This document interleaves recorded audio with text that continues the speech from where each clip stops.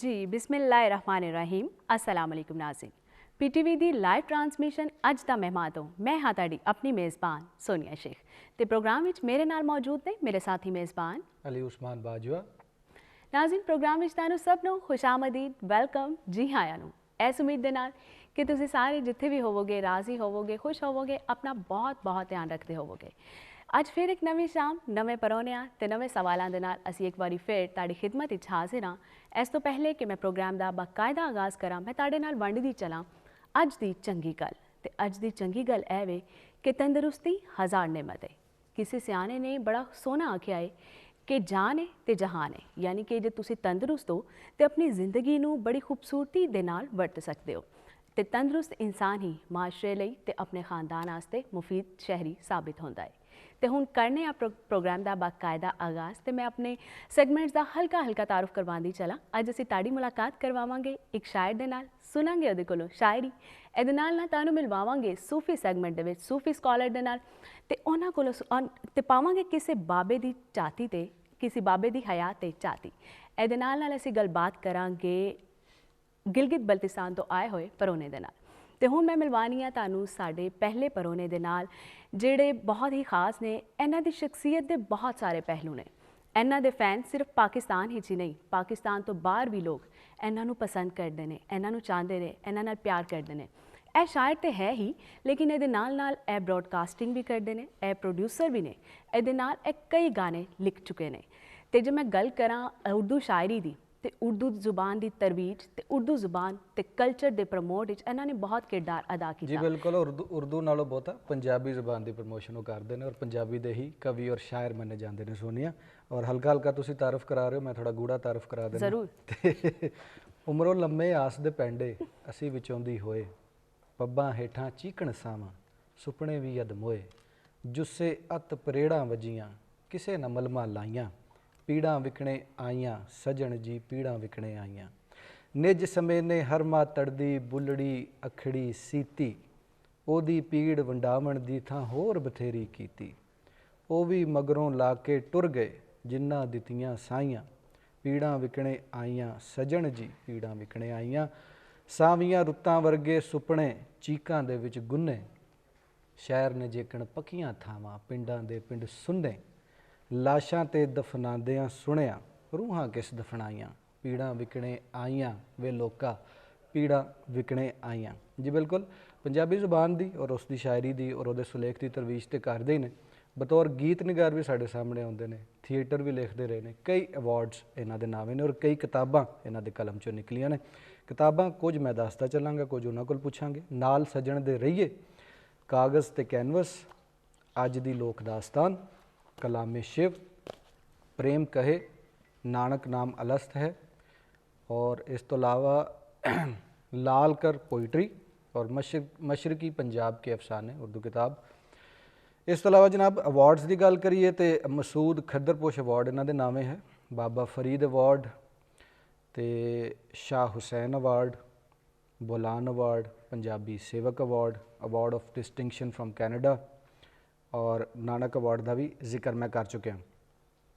इस तरह एक गीत तुसा सुनिया होना है, शक्कर वंडा रे मोरा पिया मुझसे मिलन आया, ये तो सारे ही सुनिया होएगा, वो भी इन्हों के कलम तो ही निकलिया है। इस तो अलावा जिंदे जिंदे राहत फतेह अली खान का पीड़ां विकणे आईयां, ये फिल्म च भी आया, तो रूह बगले जीवन घूमन घेरियां ये टैलीविजन वास्ते इन्होंने लिखा सी। तो जी आयां नूं कहने सत बिस्मिल्ला ते जी आयां नूं। अफजल साहिर साहब कैसी तबीयत है? बहुत वधिया, तुहाडी मुहब्बत। हुण अगला अद्धा घंटा तो तुहाडा शो है क्योंकि तुसीं आ गए, हुण तुसां बोलना है तो असां ते चुप कर, और भी अल्लाह दी रात है, ਉਹ ਵੀ ਅੱਲਾ ਦੀ ਰਾਹ ਤੇ बोलना। बहुत शुक्राना जी। क्योंकि साढ़े आले दुआले जिन्ने सज्जण ने वही कहते हैं कि अफजल साहब जिहड़ा साडा सज्जण है ना, बस वो किते बहिए किते टाबरी च या किसी जगह ते फिर बाकियां नूं चुप लग जांदी, फिर अफजल साहब ने बोलना ते असीं भी हुण अफजल साहब दीयां गल्लां सुणने ते असीं चुप कर जांदे।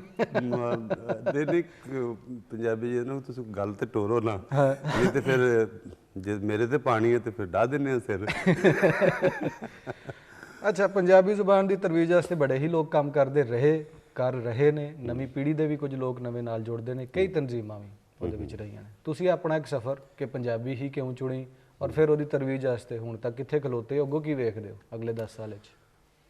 एक तो पहली गल है कि क्यों चुनी, ये मैं अपनी माँ जी नूं ते ਮਾਣ ਦਿਆਂਗਾ ਕਿ ਉਹਨਾਂ ਦੀ ਗੋਦੀ 'ਚ ਮੈਂ ਪੰਜਾਬੀ ਦੇ ਜਿਹੜੇ ਬਿਰਹਾ ਦੇ, ਵਿਜੋਗ ਦੇ, ਕੁੜੀਆਂ ਚਿੜੀਆਂ ਦੇ, ਹਿਜਰ ਦੇ ਗੀਤ ਮੈਂ ਸੁਣੇ, ਮਜ਼ਹਬੀ ਗੀਤ ਜਿਹੜੇ ਸਨ, ਦਰੂਦ ਸੁਣੇ ਸਨ, ਦਰੂਦ ਹਜ਼ਾਰਾ, ਨੂਰਨਾਮਾ, ਦਰੂਦ ਲੱਖੀ, ਗੁਲਸ਼ਨ ਰੰਗੀਲਾ, ਔਰ ਹਾਜੀ ਸਾਹਿਬ ਜਿਹੜੇ ਅੱਬਾ ਜੀ ਸਨ ਉਹਨਾਂ ਕੋਲੋਂ ਵੀ ਮੌਲਵੀ ਗੁਲਾਮ ਰਸੂਲ, ਐਸਨੂਲ ਕਿਸਸ ਤੇ ਹੋਰ ਬਹੁਤ ਸਾਰਾ ਕਲਾਮ। ਸੋ ਮੈਂ ਸਮਝੋ ਕਿ ਗੋਦੀ 'ਚ ਹੀ ਇੱਕ ਤਰ੍ਹਾਂ ਉਹਨਾਂ ਦਾ ਜਿਹੜਾ ਰਹਾਓ ਹੁੰਦਾ ਸੀ, ਇਹਦੇ 'ਚ ਸਾਡੇ ਜਿਵੇਂ ਇੱਕ ਕੋਈ ਉਹਨਾਂ ਦੇ ਕੋਲੋਂ ਇੱਕ ਰੌਂ ਜੀ ਲਈ, ਕੈਫੀਅਤ ਜੀ, ਬਹੁਤ ਸਾਰਾ ਪੰਜਾਬੀ ਰਿਦਮ, ਸੁਰ, ਲਫ਼ਜ਼ ਮੇਰੇ ਕੰਨੀ ਪਏ। ਫਿਰ ਮੈਂ ਪਿੰਡ ਦੇ ਵਸੇਬਦਾ ਹਾਂ, ਉੱਥੋਂ ਬੋਲੀ ਦੇ ਫੋਕ ਜਿਹੜੇ ਨੇ, ਬੱਕਰੀਆਂ ਚਾਰਦੇ ਹਾਂ, ਬੜਾ ਕੁਝ ਲੱਭਾ ਜਿਹਨਾਂ ਦੇ ਨਾਲ ਬੱਕਰੀਆਂ ਚਾਰਦੇ ਸੀ, ਉਹ ਵੀ ਫੋਕ ਜਿਹੜੇ ਕਿਸੇ ਢੋਲ ਬਾਦਸ਼ਾਹ ਦੇ ਤੋਂ ਲੈ ਕੇ ਤੇ ਢੋਲਿਆਂ ਮਾਈਆਂ ਤੱਕ ਉਹ ਚੱਲਦੇ ਸਨ। ਇਹ ਤਾਂ ਇੱਕ ਅੰਦਰ ਰਿਦਮ ਹੈ ਹੀ ਸੀ। ਲੇਕਿਨ ਪੜ੍ਹਾਈ ਲਿਖਾਈ ਉਰਦੂ ਦੀ ਸੀ ਸਕੂਲੇ, ਟਾਟਾ ਵਾਲੇ ਸਕੂਲ ਜਿਹੜੇ ਹੁੰਦੇ ਨੇ, ਉੱਥੋਂ ਜਿਸਲੇ ਥੋੜ੍ਹੀ ਜਿਹੀ ਹੋਸ਼ ਪੜੀ ਤਾਂ ਉਰਦੂ 'ਚ ਅਸੀਂ ਲਿਖਣੀ ਸ਼ੁਰੂ ਕੀਤੀ। ਮੈਂ ਸ਼ਾਇਰ ਪਹਿਲਾਂ ਤਾਂ ਮੇਰਾ ਐਕਸਪ੍ਰੈਸ਼ਨ ਜਿਹੜਾ ਨਾ ਉਹ ਪੇਂਟਰ ਦਾ ਹੈ, ਮੈਂ ਪੇਂਟਿੰਗ ਕਰਦਾ ਬੇਸਿਕਲੀ। ਅੱਛਾ। ਕੁਝ 40-50 ਹੋਣਗੀਆਂ ਵੀ ਮੇਰੇ ਕੋਲ ਪਈਆਂ, ਤੇ ਮਤਲਬ ਕਿ 10-15 ਦਿਨ ਪਹਿਲੇ ਵੀ ਇੱਕ ਮੈਂ ਕੀਤੀ ਹੈ ਰੀਸੈਂਟ ਵੀ। ਪਰ ਇਹ ਕਿ ਕਿਉਂਕਿ ਪੋਇਟ ਔਰ ਐਕਟਰ ਜਾਂ ਜਿਹੜੇ ਆਰਟਿਸਟ ਜਿਹੜੇ ਨਾ ਇੱਕੋ ਹੀ ਖੋਲੜ 'ਚੋਂ ਨਿਕਲਦੇ ਨੇ, ਜੁੜੀਆਂ ਵੀ ਅੱਗੋਂ ਦੀਆਂ ਸ਼ਾਖਾਂ ਬਦਲ ਜਾਂਦੀਆਂ, ਜਿੱਧਰ ਨੂੰ ਜ਼ਿਆਦਾ ਮਾਹੌਲ ਹਾਲਾਤ ਮਿਲਦੇ ਨੇ ਉਹ ਹੋ ਜਾਂਦਾ ਹੈ। ਸਹੀ। ਸੋ ਮੈਂ ਪੇਂਟਰ ਦੀ ਖਾਹਿਸ਼ ਰੱਖਦਾ ਕਿਧਰੇ ਸ਼ਾਇਰ ਹੋ ਗਿਆ, ਉਹ ਵੀ ਕਿਸੇ। ਤੇ ਉਹ ਪਹਿਲੇ ਤਾਂ ਉਰਦੂ ਅਸੀਂ ਕਰਦੇ ਸੀ, ਸਾਰੇ ਉਰਦੂ 'ਚ ਲਿਖਦੇ ਸਨ। ਅਸੀਂ ਵੀ ਮੀਰ ਗਾਲਿਬ ਦੀਆਂ ਜ਼ਮੀਨਾਂ 'ਚ ਲਿਖਿਆ। ਬਾਅਦ ਦੇ ਵਿੱਚ ਪਤਾ ਲੱਗਾ ਕਿ ਜਿਹੜੀ ਮੈਂ ਜੋ ਸੋਚਦਾ ਹਾਂ ਨਾ, ਇਹ ਨਾ ਇਹਨੂੰ ਮੈਂ ਇਲਮ ਦੇ ਜ਼ੋਰ 'ਤੇ, ਆਪਣੀ ਪੜ੍ਹਤ ਦੇ ਜ਼ੋਰ 'ਤੇ, ਕੋਈ ਡਿਕਸ਼ਨਰੀਆਂ ਵੇਖਣਾ, ਮੈਂ ਕੋਈ ਲਫ਼ਜ਼ਾਂ ਦੇ ਬਹਿਨੇ ਦੇਖਣਾ, ਉਦੋਂ ਫਿਰ ਰਚਾਉਣਾ ਬਣਾਉਣਾ। ਇੱਕ ਮੈਂ ਨਾ ਇੱਕ ਘੜਤ ਜੀ ਕਰਦਾ ਹਾਂ ਸ਼ਾਇਰੀ ਦੀ, ਫਿਟਿੰਗ ਜਿਵੇਂ ਕਾਰੀਗਰੀ ਹੁੰਦੀ ਹੈ, ਮਿਸਤਰੀ ਪੁਣਾ, ਉਹ ਮੈਂ ਕਰਨ। ਮੈਂ ਕਿਹਾ ਇਹ ਕੀ ਹੁੰਦਾ, ਇਸ 'ਤੇ ਰੂਹ ਹੀ ਕੋਈ ਨਹੀਂ ਹੈ। ਮੈਂ ਜਿਸਲੇ ਮੈਨੂੰ ਉਤਾਰ ਹੁੰਦਾ, ਗੱਲ ਆਉਂਦੀ, ਉਹ ਲੇਲ ਆਉਂਦਾ ਪੰਜਾਬੀ ਦੇ, ਮੈਂ ਵੇਖਿਆ ਤੇ ਇੰਨੇ ਲਫ਼ਜ਼ ਰੋਕਣੇ ਮੁਸ਼ਕਿਲ ਹੋ ਜਾਂਦੇ ਸੀ, ਇੰਝ ਹੜ ਆਉਂਦਾ ਸੀ ਇੱਕ।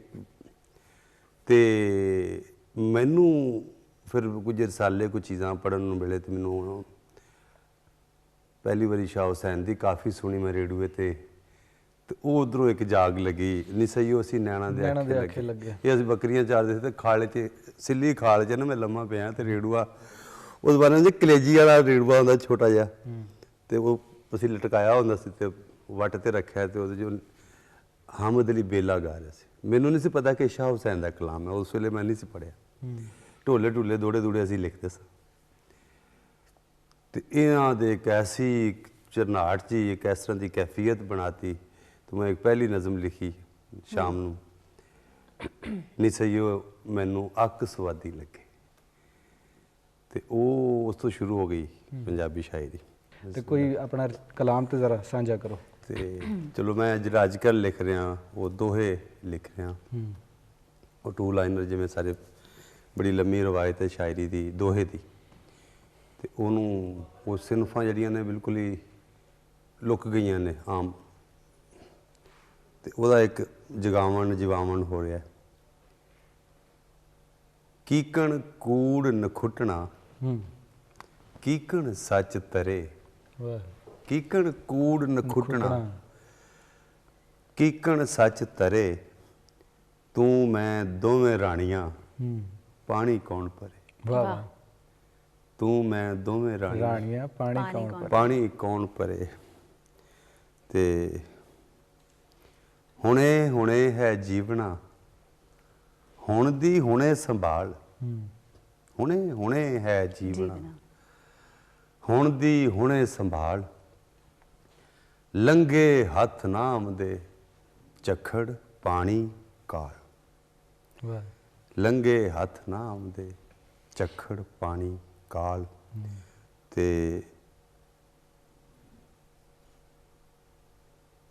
ਮਰ ਕੇ ਮਿਲੇ ਹਯਾਤੜੀ, ਦੁੱਖ ਚੋਂ ਨਿਕਲੇ ਸੁੱਖ, ਮਰ ਕੇ ਮਿਲੇ ਹਯਾਤੜੀ, ਦੁੱਖ ਚੋਂ ਨਿਕਲੇ ਸੁੱਖ, ਬੀਜ ਟੁੱਟਿਆ ਰੁੱਖ ਫੁੱਟਿਆ, ਦਿਸਿਆ ਰੱਬ ਦਾ ਮੁੱਖ। ਵਾਹ ਜ਼ਬਰਦਸਤ। ਬੀ ਟੁੱਟਿਆ ਰੁੱਖ ਫੁੱਟਿਆ, ਰੁੱਖ ਫੁੱਟਿਆ, ਦਿਸਿਆ ਰੱਬ ਦਾ ਮੁਖ, ਕਿਆ ਇਮੇਜਰੀ ਹੈ।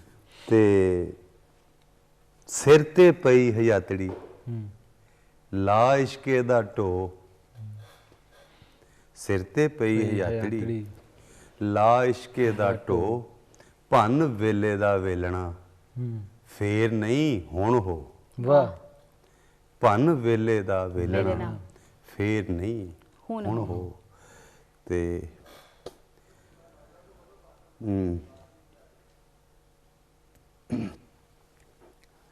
ਕਿ ਗੁੰਮ ਸੁੰਮ ਹੋਈਆਂ ਹੈਰਤਾਂ, ਹੂੰ ਇਲਮਾਂ ਦੇ ਅੰਬਾਰ, ਹੂੰ ਜ਼ਬਰਦਸਤ।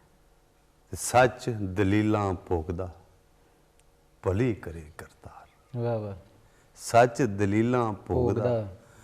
ਭਲੀ ਕਰੇ ਕਰਤਾਰ। ਤੇ ਇੱਕ ਹੋਰ ਸੁਣਾ ਦੇਣਾ ਕਿ ਮੇਲ ਵਿਛੋੜੇ ਦੇ ਘਰ ਟੁੱਕੇ, ਹੂੰ ਮੇਲ ਵਿਛੋੜੇ ਦੇ ਘਰ ਟੁੱਕੇ, ਇੱਕ ਸੁੱਖ ਮਿਲਿਆ 100 ਦੁੱਖ ਮੁੱਕੇ। ਇੱਕ ਸੁੱਖ ਮਿਲਿਆ 100 ਦੁੱਖ ਮੁੱਕੇ, ਰੂਹ ਨੇ ਰੰਗ ਰੰਗੋਲੀ ਖੇਡੀ, ਖੁਸ਼ੀਆਂ ਦੇ ਰੁੱਗ ਭਰ ਭਰ ਚੁੱਕੇ, ਬੰਨੀਆਂ ਪੰਡਾਂ ਰੇ, ਮੋਰਾ ਪੀਆ ਮੋਸੇ ਮਿਲਣ ਆਇਓ, ਸ਼ੱਕਰ ਵੰਡਾਂ ਰੇ, ਖਿੜ ਖਿੜ ਹਾਸੀ, ਦੂਰ ਉਦਾਸੀ, ਚਾਨਣ ਪੀਵੇ ਜਿੰਦ ਪਿਆਸੀ। ਬਹੁਤ ਮਿਹਰਬਾਨੀ, ਬਹੁਤ ਸ਼ੁਕਰੀਆ। ਤੁਸੀਂ ਬੜੀ ਹੀ ਖੰਡ ਜਿਹੜੀ ਹੈ ਮਿੱਠੀ ਸ਼ਾਇਰੀ ਦੀ ਤਰ੍ਹਾਂ ਦੀ ਸਾਡੇ ਸਾਹਮਣੇ ਲੈ ਕੇ ਆਏ ਹੋ। ਤੇ ਇਹ ਅਫਜ਼ਲ ਸਾਹਿਰ ਸਾਹਿਬ ਸਨ, ਇਹਨਾਂ ਨਾਲ ਫਿਰ ਕਿਸੇ ਪ੍ਰੋਗਰਾਮ ਵਿੱਚ ਗੱਲ ਕਰਾਂਗੇ। ਤੇ ਵੇਲਾ ਹੋ ਗਿਆ ਕਿ ਨਿੱਕੀ ਜੀ ਬ੍ਰੇਕ ਦਾ, ਬ੍ਰੇਕ ਵੱਲ ਜਾਣਾ, ਰਹਿਣਾ ਸਾਡੇ ਨਾਲ ਹੈ।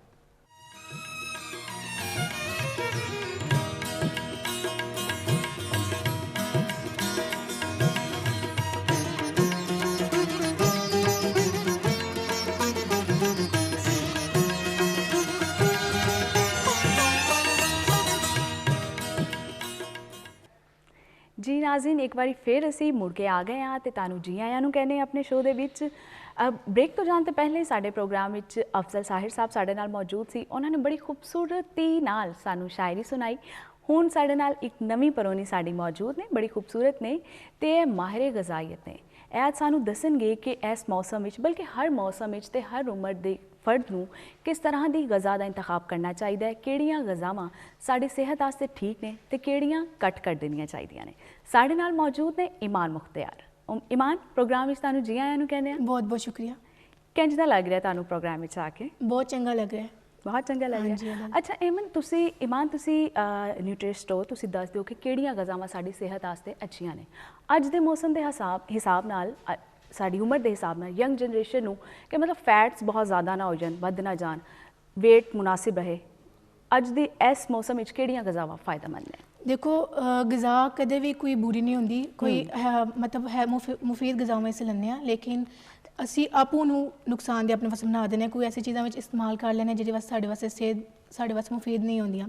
ਜਿਸ ਤਰ੍ਹਾਂ ਅਸੀਂ ਤੁਸੀਂ ਫੈਟਸ ਦੀ ਆਪੂ ਗੱਲ ਕਰ ਲਈਏ, ਬਹੁਤ ਮੇਜਰ ਅੱਜ ਕੱਲ੍ਹ ਜਿਹੜਾ ਫੈਕਟਰ ਸਾਡਾ ਵੇਟ बढ़ाने ਤੱਕ ਬਹੁਤ ਇਹਦਾ ਕਿਰਦਾਰ ਅਦਾ ਕਰਦਾ ਪਿਆ, ਕਿਉਂਕਿ ਅਸੀਂ ਅੱਜ ਕੱਲ੍ਹ ਸਾਡੀ ਯੰਗ ਜਨਰੇਸ਼ਨ ਹੈ ਉਹ ਬਹੁਤ ਜ਼ਿਆਦਾ ਜ਼ੋਰ ਦਿੰਦੀ ਪਈ ਹੈ ਫਾਸਟ ਫੂਡ 'ਤੇ, ਮਤਲਬ ਉਹ ਘਰ ਦੇ ਖਾਣੇ ਨਹੀਂ ਖਾਂਦੇ ਪਏ। ਇਸ ਵਜ੍ਹਾ ਤੋਂ ਉਹਨਾਂ ਨੇ ਬਹੁਤ ਜ਼ਿਆਦਾ ਜਿਹੜੀਆਂ ਨੇ ਬਚਪਨ 'ਚ ਉਹਨਾਂ ਨੂੰ ਬਹੁਤ ਜ਼ਿਆਦਾ ਮੈਂਟਲ ਪ੍ਰੋਬਲਮ, ਬਹੁਤ ਜ਼ਿਆਦਾ ਮਤਲਬ ਉਹ ਕਮਜ਼ੋਰੀ, ਮਤਲਬ ਅੰਦਰੋਂ ਬਾਹਰੋਂ ਤਾਂ ਸਿਹਤਮੰਦ ਨਜ਼ਰ ਆਉਂਦੇ ਨੇ, ਅੰਦਰੋਂ ਬਹੁਤ ਕਮਜ਼ੋਰ ਨੇ। ਜਿਵੇਂ ਤੁਸੀਂ ਗੱਲ ਕੀਤੀ, ਅੱਜ ਚੁੱਕੇ ਸਰਦੀਆਂ ਨੇ ਤੇ ਇਸ ਵਾਸਤੇ ਜ਼ਿਆਦਾਤਰ ਮਤਲਬ ਬਹੁਤ ਜ਼ਿਆਦਾ ਵੀ ਨਹੀਂ, ਮਤਲਬ ਥੋੜਾ ਗਰਮ ਗਜ਼ਾਵਾਂ ਦਾ ਥੋੜਾ ਅਸੀਂ ਦੱਸਦੇ ਹਾਂ ਕਿ ਅੰਡੇ ਦਾ ਇਸਤੇਮਾਲ ਕਰੋ, ਦੁੱਧ ਪੀਓ, ਵਿੱਚ ਹਲਦੀ ਪਾ ਕੇ ਪੀਓ। ਉਸ ਤੋਂ ਬਾਅਦ ਤੁਸੀਂ ਆਪਣੀ ਕੋਈ ਵੀ ਗਜ਼ਾ ਲੈਣੀ ਹੈ, ਕੋਈ ਵੀ ਖੁਰਾਕ ਲੈਣੀ ਹੈ, ਉਹ ਮੁਨਾਸਬ ਲੈਣੀ ਹੈ। ਮਤਲਬ ਤੁਸੀਂ ਜਿਹੜੀ ਪੂਰੇ ਦਿਨ ਦੀ ਆਪਣੀ ਪਲੇਟ ਬਣਾਈ ਹੈ, ਤੁਸੀਂ ਜਿਹੜਾ ਖਾਣਾ ਖਾਣਾ ਹੈ ਉਹ ਇਤਨਾ ਹੋਵੇ ਕਿ ਜਿੱਦਾਂ ਕੁਆਂਟੀ ਤੁਸੀਂ ਲਈ ਹੈ ਉਹ ਤੁਹਾਡੇ ਵਾਸਤੇ ਬਿਲਕੁਲ ਠੀਕ ਹੈ ਕਿ ਨਹੀਂ ਠੀਕ। ਕੋਈ ਲੋਕ ਹੀ ਹੁੰਦੇ ਨੇ, ਜਿਸ ਤਰ੍ਹਾਂ ਹੁਣ ਮੈਂ ਤੁਹਾਨੂੰ ਦੱਸ ਲਾਂਗੀ ਕਿਹੜੀ ਖੁਰਾਕ ਸਾਡੇ ਵਾਸਤੇ ਠੀਕ ਹੈ। ਉਹਦੇ 'ਚ ਕੋਈ ਲੋਕ ਕੀ ਕਰਦੇ ਨੇ ਕਿ ਪੂਰਾ ਦਿਨ ਇੱਕੋ ਹੀ ਖੁਰਾਕ ਨੂੰ ਲੈ ਕੇ ਚੱਲਣਾ ਪੈਂਦਾ ਹੈ, ਕਿ ਮਤਲਬ ਉਹਨਾਂ ਨੇ ਸੁਣ ਲਿਆ ਕਿ ਅੰਡੇ ਅੱਛੇ ਨੇ, ਤਾਂ ਇਹ ਨਾ ਹੋਣ ਕਿ ਉਹ ਤਿੰਨੇ ਟਾਈਮ ਅੰਡੇ ਖਾਣੇ ਸ਼ੁਰੂ ਕਰ ਦੇਣ। ਹਾਲਾਂਕਿ ਚੇਂਜ ਕਰਦੇ ਰਹਿਣਾ ਚਾਹੀਦਾ, ਕਿਉਂਕਿ ਸਹੀ। ਸਾਡਾ ਇੱਕ ਪੂਰਾ ਫੂਡ ਗਰੁੱਪ ਹੁੰਦਾ ਜਿਸ ਸਾਡੇ ਅੰਡੇ ਵੀ ਆਉਂਦੇ ਨੇ, ਸਾਡੇ ਗੋਸ਼ਤ ਵੀ ਆਉਂਦਾ, ਸਾਡੀ ਗੰਦਮ ਵੀ ਆਉਂਦੀ ਹੈ, ਸਾਡੇ ਚਾਵਲ, ਹਰ ਚੀਜ਼, ਫਰੂਟ, ਸਬਜ਼ੀਆਂ ਸਾਰਾ ਕੁਝ ਆਉਂਦਾ। ਅਸੀਂ ਉਹ ਪੂਰੇ ਦਿਨ 'ਚੋਂ ਚੀਜ਼ਾਂ ਆਪਣੀਆਂ ਲੈਣੀਆਂ ਨੇ, ਅਸੀਂ ਇਹ ਨਹੀਂ ਕਿ ਅਸੀਂ ਇੱਕ ਫੂਡ ਨੂੰ ਨਾਲ ਲੈ ਕੇ ਚੱਲਣਾ। ਠੀਕ ਹੈ। ਤੇ ਤੁਸੀਂ ਨਿਊਟ੍ਰੀਸ਼ਨਿਸਟ ਦੀ ਤਾਲੀਮ ਹਾਸਿਲ ਵੀ ਕੀਤੀ ਔਰ ਥੋੜਾ ਹੁਣ ਪ੍ਰੈਕਟਿਸ ਵੱਲ ਵੀ ਆ ਰਹੇ ਹੋ। ਵੈਸੇ ਕੁੜੀਆਂ ਦਾ ਜ਼ਿਆਦਾਤਰ ਹੁੰਦਾ ਕਿ ਹੋਮ ਇਕਨੋਮਿਕਸ ਪੜ੍ਹ ਲੈਂਦੀਆਂ ਨੇ ਜਾਂ ਫਿਰ ਉਹ ਲੇਡੀ ਡਾਕਟਰ ਬਣ ਜਾਂਦੀਆਂ ਨੇ ਜਾਂ ਇੰਜੀਨੀਅਰਿੰਗ 'ਚ ਬਹੁਤ ਥੋੜੀਆਂ ਜਾਂਦੀਆਂ ਨੇ। ਠੀਕ ਹੈ, ਤੇ ਤੁਸੀਂ ਇਹ ਸ਼ੋਭਾ ਪਹਿਲੇ ਤਾਂ ਦੱਸਣਾ ਕਿ ਕਿਉਂ ਚੂਜ਼ ਕੀਤਾ ਔਰ ਫਿਰ ਤੁਸੀਂ ਆਫਰ ਵੀ ਇੱਕ ਕਹਾਣੀ ਸਾਨੂੰ ਦੱਸ ਰਹੇ ਸੋ ਕਿ ਤੁਸੀਂ ਚੂਜ਼ ਕੀਤਾ ਤੇ ਸਭ ਤੋਂ ਪਹਿਲਾਂ ਤਾਂ ਤੁਹਾਨੂੰ ਹੀ ਫਾਇਦਾ ਹੋਇਆ। ਹਾਂਜੀ ਉਹ ਕੀ ਫਾਇਦਾ ਸੀ? ਜੀ ਬਿਲਕੁਲ, ਮੈਨੂੰ ਨਾ ਸ਼ੁਰੂ 'ਚ ਮੈਡੀਕਲ 'ਚ ਆਉਣੇ ਦਾ ਬਹੁਤ ਸ਼ੌਕ ਸੀ। ਮੈਂ ਆਪਣੀ ਮਤਲਬ ਪੂਰੀ ਜ਼ਿੰਦਗੀ ਬਹੁਤ ਮਿਹਨਤ ਕੀਤੀ ਹੈ ਮੈਂ ਇਸ ਫੀਲਡ 'ਚ ਆਉਣੇ ਵਾਸਤੇ, ਲੇਕਿਨ ਉਹ ਅੱਲਾਹ ਤਰਫੋਂ ਕੁਦਰਤੀ ਇੰਜ ਹੋਇਆ ਕਿ ਮੇਰਾ MBBS ਮੈਂ ਨਹੀਂ ਕਲੀਅਰ ਕਰ ਪਾਈ, ਮੇਰੇ 'ਚ ਦਾਖਲਾ ਨਹੀਂ ਹੋਇਆ। ਇਹ ਬਿਲਕੁਲ ਇੱਕ ਹਾਰਡ ਕੇਸ ਸੀ ਮੇਰੀ ਤਰਫੋਂ, ਕਿਉਂਕਿ ਮੈਨੂੰ ਇਤਨਾ ਉਹਦੇ ਸ਼ੋਰ ਵੀ ਨਹੀਂ ਸੀ ਕਿ ਨਿਊਟ੍ਰੀਸ਼ਨਿਸਟ ਵੀ ਕੋਈ ਇੱਕ ਮਤਲਬ ਬਹੁਤ ਅੱਛੀ ਫੀਲਡ ਹੈ, ਬਹੁਤ ਅੱਛੀ ਫੀਲਡ ਹੈ। ਜਦੋਂ ਮੈਂ ਆਈ ਮੈਂ ਇਹਦੇ 'ਚ ਕਦਮ ਰੱਖਿਆ ਤਾਂ ਮੈਨੂੰ ਪਤਾ ਲੱਗਾ ਕਿ ਕਿਤਨੀ ਅੱਛੀ ਕਿਤਨੀ ਮੁਫੀਦ ਸਾਡੇ ਵਾਸਤੇ, ਇੱਕ ਮੈਂ ਲੋਕਾਂ ਨੂੰ ਫਾਇਦੇ ਦਾਂ ਜਾਂ ਨਾ ਦਾਂ, ਮੇਰੇ ਆਪਣੇ ਵਾਸਤੇ ਜਿਹੜੇ ਮੇਰੇ ਆਪੂ ਫਾਇਦੇ ਮੈਨੂੰ ਲੱਭਦੇ ਨੇ ਪਏ ਉਹ ਕਿਸੇ ਚੀਜ਼ ਤੋਂ ਕੰਮ ਨਹੀਂ ਹੈ। ਸਭ ਤੋਂ ਵੱਡਾ ਫਾਇਦਾ ਇਹ ਕਿ ਮੈਂ ਪਹਿਲਾਂ ਬਹੁਤ ਜ਼ਿਆਦਾ ਮੋਟੀ ਸੀ, ਮਤਲਬ ਬਹੁਤ ਜ਼ਿਆਦਾ ਹੈਲਦੀ ਸੀ, ਹੈਲਦੀ ਪਰਸਨ ਨਹੀਂ ਸੀ, ਮਤਲਬ ਬਹੁਤ ਜ਼ਿਆਦਾ ਮੇਰਾ weight ਸੀ। ਫਿਰ ਮੈਂ ਸੋਚਿਆ ਕਿ ਮੈਂ ਆਪੂ ਇਸ ਫੀਲਡ 'ਚ ਆ ਗਈ ਹਾਂ, ਮੈਂ ਹੁਣ ਲੋਕਾਂ ਨੂੰ ਦੱਸਾਂਗੀ, ਲੋਕ ਮੇਰੇ ਤੋਂ ਫਾਇਦਾ ਉਠਾਉਣਗੇ। ਤਾਂ ਕਿੱਡੀ ਸ਼ਰਮ ਦੀ ਗੱਲ ਹੈ ਕਿ ਮੈਂ ਆਪੂ ਹੀ ਆਪਣੇ ਆਪ ਨੂੰ ਠੀਕ ਨਹੀਂ ਕੀਤਾ, ਮੇਰਾ ਆਪਣਾ weight ਬਹੁਤ ਜ਼ਿਆਦਾ ਹੈ ਤਾਂ ਮੈਂ ਲੋਕਾਂ ਮੇਰੇ ਤੋਂ ਕਿਸ ਮੁਤਾਸਰ ਹੋਣਗੇ। ਫਿਰ ਮੈਂ ਆਪੂ ਆਪਣੇ ਵਾਸਤੇ ਪੂਰਾ ਇੱਕ ਮੈਂ ਬਹੁਤ ਟਾਈਮ ਪਹਿਲਾਂ ਹੀ ਆਪਣੇ ਵਾਸਤੇ ਡੂਰਿੰਗ ਸਟੱਡੀਜ਼ ਮੈਂ ਆਪਣਾ ਡਾਇਟ ਪਲਾਨ ਬਣਾ ਲਿਆ, ਮੈਂ ਉਹਨੂੰ ਫੋਲੋ ਕੀਤਾ ਤੇ ਮੈਂ ਅਲਹਮਦੁਲਿਲਾ ਬਹੁਤ ਜ਼ਿਆਦਾ weight ਕਮ ਕੀਤਾ ਤੇ ਹੁਣ ਮਾਸ਼ਾਅੱਲਾ ਬਹੁਤ ਜ਼ਿਆਦਾ ਕਲਾਇੰਟ ਵੀ ਨੇ ਮੇਰੇ ਜਿਹੜੇ ਮੇਰੇ ਕੋਲ। ਤੁਸੀਂ ਕਿੰਨਾ weight ਜਿਹੜਾ ਲੂਜ਼ ਕੀਤਾ? ਮੇਰਾ ਤਕਰੀਬਨ ਉਸਲੇ weight ਸੀ 80, ਫਿਰ ਮੈਂ ਤਕਰੀਬਨ 15-16 ਕਿਲੋ ਵਜ਼ਨ ਕਮ ਕੀਤਾ ਕਿੰਨੇ ਦੌਰਾਨ 5 ਮੰਥ, ਕਿਉਂਕਿ ਹੈਲਦੀ ਵੇ ਨਾਲ ਮੈਂ ਕੀਤਾ ਸੀ। ਇੱਕ ਮੰਥ ਹੈਲਦੀ ਵੇ ਨਾਲ ਜਿਹੜਾ ਅਸੀਂ ਵਜ਼ਨ ਕਮ ਕਰਾਣੇ ਔਰ 4 kg ਹੁੰਦਾ ਹੈ, ਮਤਲਬ 4 ਕਿਲੋ। ਕਈ ਲੋਕ ਹੁੰਦੇ ਨੇ ਬਹੁਤ ਸਟ੍ਰਿਕਟ ਡਾਈਟ ਵੀ ਲੈਂਦੇ ਨੇ ਕਿਉਂਕਿ ਜਿਨ੍ਹਾਂ ਨੂੰ ਬਹੁਤ ਜਲਦੀ ਆਪਣਾ ਵਜ਼ਨ ਕਮ ਕਰਨਾ ਹੁੰਦਾ, ਪਰ ਉਹਦੇ ਸਾਈਡ ਇਫੈਕਟ ਬਹੁਤ ਜ਼ਿਆਦਾ ਨੇ, ਉਹਦੇ ਨੁਕਸਾਨ ਬਹੁਤ ਜ਼ਿਆਦਾ ਨੇ। ਤਾਂ ਮੈਂ ਆਪਣੀ ਪੂਰੀ ਡਾਈਟ 'ਚ ਹਰ ਇੱਕ ਫੂਡ ਗਰੁੱਪ ਤੋਂ ਚੀਜ਼ਾਂ ਐਡ ਕੀਤੀਆਂ ਸੀ ਤਾਂ ਕਿ ਮੈਨੂੰ ਕੋਈ ਨੁਕਸਾਨ ਨਾ ਹੋਏ ਤੇ ਮੈਨੂੰ ਇਹਦਾ ਬਹੁਤ ਜ਼ਿਆਦਾ ਫਾਇਦਾ ਹੋਇਆ। ਕੁਇਕਲੀ ਇਮਾਨ, ਬਿਲਕੁਲ ਸਾਡੇ ਕੋਲ ਆਖਰੀ 1 ਮਿੰਟ 1.5 ਮਿੰਟ ਰਹਿ ਗਿਆ ਤੁਹਾਡੇ ਨਾਲ। ਫੂਡ ਸਪਲੀਮੈਂਟਸ ਕੀ ਹੁੰਦੇ ਨੇ, ਲੈਣੇ ਚਾਹੀਦੇ ਨੇ, ਨਹੀਂ ਲੈਣੇ ਚਾਹੀਦੇ, ਉਸ ਤੋਂ ਬਾਅਦ ਫਿਰ ਅਸੀਂ ਬ੍ਰੇਕ ਵੱਲ ਜਾਣਾ। ਠੀਕ ਹੈ। ਫੂਡ ਸਪਲੀਮੈਂਟ ਦਾ ਮਤਲਬ ਇਹ ਹੈ ਕਿ ਅਸੀਂ ਡਿਫਰੈਂਟ ਤਰ੍ਹਾਂ ਦੀ ਟੈਬਲੇਟਸ ਨੇ, ਕੋਈ ਜੈਲਸ ਨੇ, ਕੋਈ ਮਤਲਬ ਡਿਫਰੈਂਟ ਤਰ੍ਹਾਂ ਦੀਆਂ ਹੁੰਦੀਆਂ ਨੇ ਪਿਲਸ ਜਿਹੜੇ ਅਸੀਂ ਲੈਂਦੇ ਹਾਂ, ਲੇਕਿਨ ਇਹ ਉਹਨਾਂ ਲੋਕਾਂ ਨੂੰ ਲੈਣੀਆਂ ਚਾਹੀਦੀਆਂ ਜਿਨ੍ਹਾਂ ਨੂੰ ਉਹਨਾਂ ਦੇ ਜਿਸਮ ਕੋਈ ਕਮੀਆਂ ਨੇ ਕਿਸੇ ਚੀਜ਼ ਦੀਆਂ। ਦੇਖੋ ਅਸੀਂ ਆਪਣੀ ਕੋਈ ਵੀ ਖੁਰਾਕ ਲੈਂਦੇ ਹਾਂ ਨਾ, ਉਹਦੇ ਜ਼ਰੀਏ ਸਾਨੂੰ ਬਹੁਤ ਸਾਰੇ ਗਜ਼ਾਈ ਅਜਜ਼ਾ ਸਾਡੇ ਜਿਸਮ ਨੂੰ ਲੱਭਦੇ ਨੇ, ਲੇਕਿਨ ਕਈ ਲੋਕ ਹੁੰਦੇ ਨੇ ਕਿ ਉਹ ਨਹੀਂ ਪੂਰਾ ਕਰ ਸਕਦੇ, ਉਹਨਾਂ ਨੂੰ ਬਚਪਨ 'ਚ ਕੋਈ ਨਾ ਕੋਈ ਮਸਲਾ ਹੁੰਦਾ, ਉਹਨਾਂ ਨੂੰ ਅਸੀਂ ਸਪਲੀਮੈਂਟ ਰਿਕਮੈਂਡ ਕਰਨਾ। ਲੇਕਿਨ ਕੋਈ ਲੋਕ ਹੁੰਦੇ ਨੇ ਕਿ ਜ਼ਿਆਦਾਤਰ ਕੈਲਸ਼ੀਅਮ ਤੇ ਵਿਟਾਮਿਨ ਡੀ ਦੇ ਜ਼ਿਆਦਾ ਲੋਕ, ਕਿਉਂਕਿ ਹੱਡੀਆਂ ਵਾਸਤੇ ਬਹੁਤ ਠੀਕ ਹੁੰਦੇ ਨੇ, ਉਹ ਇੰਟਰਸਟ ਲੈ ਕੇ ਵੀ ਲੈਣਾ ਸ਼ੁਰੂ ਕਰਦੇ। ਮੇਰੀ ਇੱਕ ਦੋਸਤ ਮੈਨੂੰ ਕਹਿੰਦੀ ਹੈ ਕਿ ਮੈਂ ਕੈਲਸ਼ੀਅਮ ਦੇ ਸਪਲੀਮੈਂਟ ਲੈਂਦੀ ਪਈ, ਮੈਨੂੰ ਕੋਈ ਮਸਲਾ ਤਾਂ ਨਹੀਂ ਹੋ ਲਿਆ, ਤੇ ਮੈਨੂੰ ਫੌਰਨ ਨੇ ਆਖਿਆ ਕਿ ਮੈਂ ਕਿ ਤੂੰ ਆਪਣੇ ਡਾਕਟਰ को पूछ, ਜਿਹੜਾ ਤੇਰੇ ਨਜ਼ਦੀਕ ਡਾਕਟਰ ਹੈ, ਕਿਉਂਕਿ ਜੇ ਤੈਨੂੰ ਅਗਰ ਡੈਫੀਸ਼ੀਐਂਸੀ ਨਹੀਂ ਹੈ ਤੂੰ ਨਹੀਂ ਲੈ ਸਕਦੀ, ਕਿਉਂਕਿ ਤੈਨੂੰ ਨੁਕਸਾਨ ਹੋਏਗਾ, ਕਿਉਂਕਿ ਜ਼ਿਆਦਤੀ ਹਰ ਚੀਜ਼ ਦੀ ਬਹੁਤ। ਠੀਕ ਹੈ, ਥੈਂਕ ਯੂ ਸੋ ਮਚ ਇਮਾਨ ਕਿ ਫੂਡ ਸਪਲੀਮੈਂਟਸ ਜਿਹੜੇ ਨੇ ਡਾਕਟਰ ਦੀ ਰეკਮੈਂਡੇਸ਼ਨ ਨਾਲ ਲੈਣੇ ਚਾਹੀਦੇ ਨੇ, ਛੋਟੇ ਪੋਰਸ਼ਨ 'ਚ ਖਾਣਾ ਚਾਹੀਦਾ ਹੈ, ਬਹੁਤ ਜ਼ਿਆਦਾ ਇੱਕ ਹੀ ਤਰ੍ਹਾਂ ਦਾ ਖਾਣਾ ਨਹੀਂ ਖਾਣਾ, ਹਰ ਤਰ੍ਹਾਂ ਦਾ ਉਹਦੇ ਵਿੱਚ ਨਿਸ਼ਾਸਤਾ, ਕਾਰਬੋਹਾਈਡਰੇਟਸ ਔਰ ਮਿਨਰਲਸ ਔਰ ਵਿਟਾਮਿਨਸ ਸਾਰੀ ਚੀਜ਼ਾਂ ਹੋਣੀਆਂ ਚਾਹੀਦੀਆਂ ਨੇ। ਥੈਂਕ ਯੂ ਸੋ ਮਚ, ਤੁਸੀਂ ਸਾਡੇ ਪ੍ਰੋਗਰਾਮ ਵਿੱਚ ਆਏ, ਫਿਰ ਤੁਹਾਨੂੰ ਜ਼ਰੂਰ ਦਾਵਤ ਦਾਂਗੇ। ਜੀ ਨਾਜ਼ਰੀਨ, ਹੁਣ ਵੇਲਾ ਹੋ ਗਿਆ ਨਿੱਕੇ ਜਿਹੇ ਬ੍ਰੇਕ ਦਾ, ਬ੍ਰੇਕ ਵੱਲ ਚੱਲਦੇ ਹਾਂ, ਮੁੜ ਕੇ ਵਾਪਸ ਆਉਂਦੇ ਹਾਂ।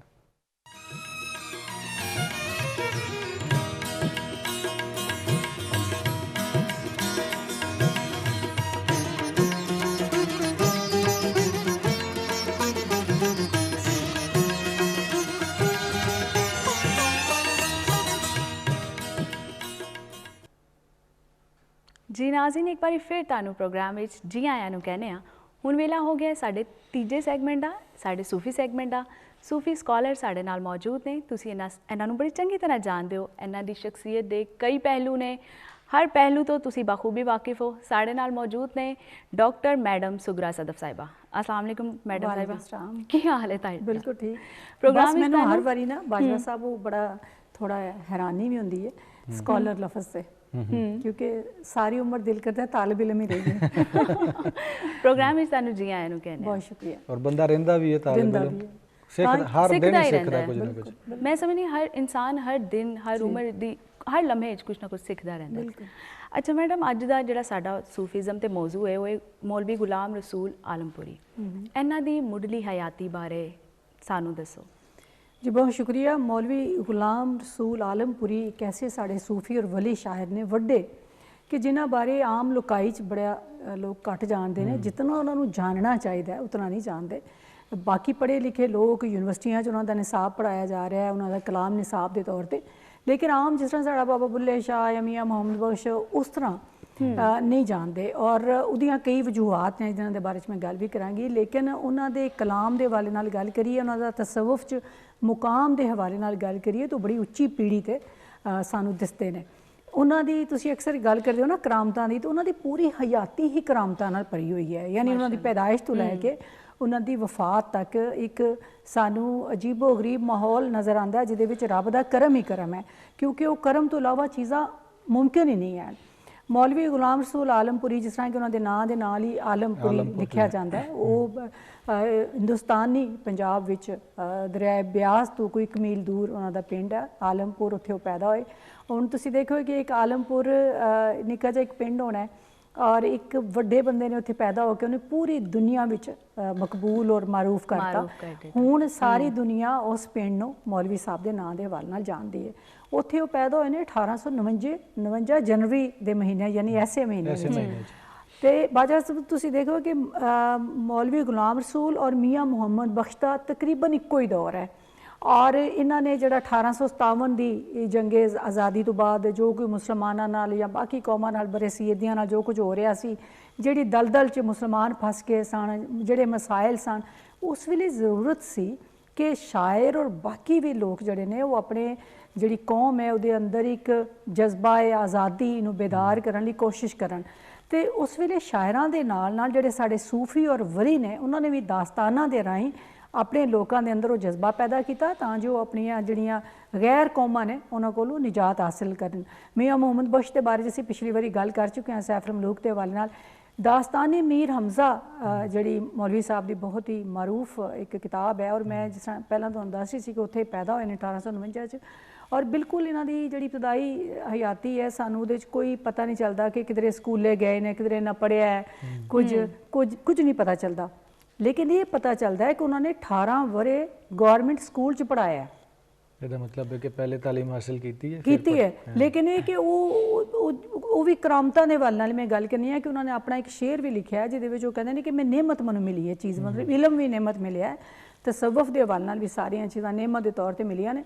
ਫਿਰ ਅੱਗੋਂ 15 ਸਾਲ ਦੀ ਉਮਰ 'ਚ ਜਦੋਂ ਕਿ ਸਾਡੇ ਬੱਚੇ ਜਿਹੜੇ ਨੇ ਹਲੇ ਹੋਸ਼ ਵੀ ਨਹੀਂ ਸੰਭਾਲਦੇ, ਉਹਨਾਂ ਨੇ ਅਮੀਰ ਹਮਜ਼ਾ ਜਿਹੜੀ ਦਾਸਤਾਨ-ਏ ਅਮੀਰ ਹਮਜ਼ਾ ਹੈ ਉਹਦੀ ਪਹਿਲੀ ਜਿਲਦ ਲਿਖ ਦਿੱਤੀ ਹੈ ਔਰ 20,000 ਸ਼ੇਰ ਔਰ 3 ਮਹੀਨੇ 'ਚ ਉਹ ਕਿਤਾਬ ਜਿਹੜੀ ਮੁਕੰਮਲ ਕੀਤੀ ਗਈ। ਔਰ ਇਸੇ ਤਰ੍ਹਾਂ ਉਹਨਾਂ ਦਾ ਦੂਸਰਾ ਵੱਡਾ ਜਿਹੜਾ ਕਾਰਨਾਮਾ ਹੈ ਉਹ ਐਸਨ-ਉਲ ਕਸਸ ਹੈ ਜਿਹਦੇ ਕਿ 6,666 ਸ਼ੇਰ ਨੇ, ਯਾਨੀ ਕੁਰਾਨ ਦੀ ਆਇਤ ਦੇ ਬਰਾਬਰ। ਔਰ ਇਸ ਤੋਂ ਇਲਾਵਾ ਉਹਨਾਂ ਨੇ ਨਸਰ ਦੇ ਹਵਾਲੇ ਨਾਲ, ਇਲਮੇ ਸ਼ੇਰ ਦੇ ਹਵਾਲੇ ਨਾਲ ਔਰ ਖਤੂਤ ਨੇ ਉਹਨਾਂ ਦੀਆਂ 10-12 ਕਿਤਾਬਾਂ ਜਿਹੜੀਆਂ ਸਾਡੇ ਕੋਲ ਮੌਜੂਦ ਨਜ਼ਰ ਆਉਂਦੀਆਂ ਨੇ, ਉਹ ਮੌਜੂਦ ਨੇ। ਤੇ ਉਹਨਾਂ ਦੀ ਜਿਹੜੀਆਂ ਕਿਤਾਬਾਂ ਕਈ ਉਹਨਾਂ ਦੇ ਜਿਹੜੇ ਨੁਸਖੇ ਸੀ ਉਹ ਜਦੋਂ ਤਕਸੀਮ ਦੇ ਵੇਲੇ ਉੱਥੋਂ ਉਹਨਾਂ ਦਾ ਟੱਬਰ ਇੱਧਰ ਆ ਰਿਹਾ ਸੀ ਤੇ ਉਹ ਨੁਸਖੇ ਜ਼ਾਇਆ ਹੋ ਗਏ, ਉਹ ਸਾਹਮਣੇ ਨਹੀਂ ਆ ਸਕੇ। ਉਹਨਾਂ ਦੇ ਇੱਕ ਪੜ੍ਹ ਨਿਵਾਸਾ ਨੇ ਸਾਹਿਬਜ਼ਾਦਾ ਮਸੂਦ ਅਹਿਮਦ ਸਾਹਿਬ ਜਿਹੜੇ ਕਿ ਫੈਸਲਾਬਾਦ ਰਹਿੰਦੇ ਨੇ, ਉਹਨਾਂ ਨੇ ਬੜਾ ਕੰਮ ਕੀਤਾ ਇਸ ਹਵਾਲੇ ਨਾਲ। ਉਹ ਹਰ ਸਾਲ 7 ਮਾਰਚ ਨੂੰ ਜਦੋਂ ਉਹਨਾਂ ਦਾ ਉਰਸ ਹੁੰਦਾ ਹੈ ਤਾਂ ਉਹ ਇੰਡੀਆ ਜਾਂਦੇ ਨੇ ਔਰ ਜਾ ਕੇ ਉਹਨਾਂ ਨੇ ਦਰਬਾਰ ਨੂੰ ਬਹੁਤ ਅੱਛੇ ਤਰੀਕੇ ਨਾਲ ਤਾਮੀਰ ਕੀਤਾ ਔਰ ਆਪਣਾ ਜ਼ਾਤੀ ਪੈਸੇ ਖਰਚ ਕਰਕੇ ਉਹਨਾਂ ਨੇ ਉੱਥੇ ਬਹੁਤ ਕੰਮ ਕੀਤਾ ਔਰ ਉਸ 'ਤੇ ਵੀ ਉਹ ਜਾਂਦੇ ਨੇ ਔਰ ਉਹਨਾਂ ਦੀਆਂ ਕਿਤਾਬਾਂ ਨੂੰ ਛਪਵਾਉਣ ਦੇ ਹਵਾਲੇ ਨਾਲ ਔਰ ਬਾਕੀ ਵੀ ਉਹਨਾਂ ਨੇ ਮਤਲਬ ਆਪਣੀ ਜ਼ਿੰਦਗੀ ਨੂੰ ਵਕਫ ਕੀਤਾ ਹੋਇਆ ਹੈ। ਤੇ ਹੁਣ ਇਹ ਜਿਹੜੀ ਅਸੀਂ ਗੱਲ ਕਰ ਰਹੇ ਸੀ ਪਹਿਲੇ ਕਿ ਉਹਨਾਂ ਦੀ ਜਿਹੜੀ ਇੱਕ ਐਜ਼ਾਜ਼ ਹੈ ਕਿ ਉਹਨਾਂ ਨੇ 18 ਸਾਲ ਪੜ੍ਹਾਇਆ, ਫਿਰ ਇੱਕ ਅੰਗਰੇਜ਼ ਇੰਸਪੈਕਟਰ ਨਾਲ ਉਹਨਾਂ ਦੀ ਲੜਾਈ ਹੋ ਗਈ ਥੋੜ੍ਹੀ ਬਹੁਤ, ਉਹਨਾਂ ਅਸਤੀਫਾ ਦੇ ਘਾਟ ਰਹੇ, ਉਹਨਾਂ ਕੇ ਛੱਡੋ ਪਰਾਂ। ਆਪਣਾ ਮਕਤਬ ਸੀ ਜਿਹਦੇ 40 ਸਟੂਡੈਂਟਸ ਪੜ੍ਹਦੇ ਸਨ। ਐਸੇ ਤਰ੍ਹਾਂ ਹੀ ਉਹਨਾਂ ਦੀ ਜਿਹੜੀ ਹਯਾਤੀ ਸਾਨੂੰ ਦਿਸਦੀ ਉਹ ਸਿਰਫ 43 ਸਾਲ ਹੈ। ਠੀਕ ਹੈ, 43 ਸਾਲ ਦੀ ਉਮਰ 'ਚ ਇਹਨਾਂ ਨੇ ਐਡੇ ਵੱਡੇ ਕੰਮ ਕੀਤੇ ਔਰ ਕਿਤਾਬਾਂ ਲਿਖੀਆਂ ਔਰ ਮੇਰੇ ਖਿਆਲ ਹੈ ਕਿ ਰੱਬ ਨੇ ਉਹਨਾਂ ਨੂੰ ਦਿਨ ਤੇ ਕੱਢ ਦਿੱਤੇ ਲੇਕਿਨ 15 ਸਾਲ ਦੀ ਉਮਰ 'ਚ ਉਹ ਸ਼ਊਰ ਦਿੱਤਾ ਕਿ ਜਿਹੜਾ ਸ਼ਾਇਦ 50 ਸਾਲ ਦੀ ਉਮਰ 'ਚ ਵੀ ਨਹੀਂ ਆਉਂਦਾ। ਸ਼ਾਇਦ ਉਹਨਾਂ ਦੀ ਉਮਰ ਘੱਟ ਸੀ, ਇਸ ਕਰਕੇ ਹੀ ਰੱਬ ਨੇ ਉਹਨਾਂ ਨੂੰ 15 ਸਾਲ ਦੀ ਉਮਰ 'ਚ ਹੀ ਦਾਸਤਾਨ ਅਮੀਰ ਹਮਜ਼ਾ ਲਿਖਵਾ ਦਿੱਤੀ।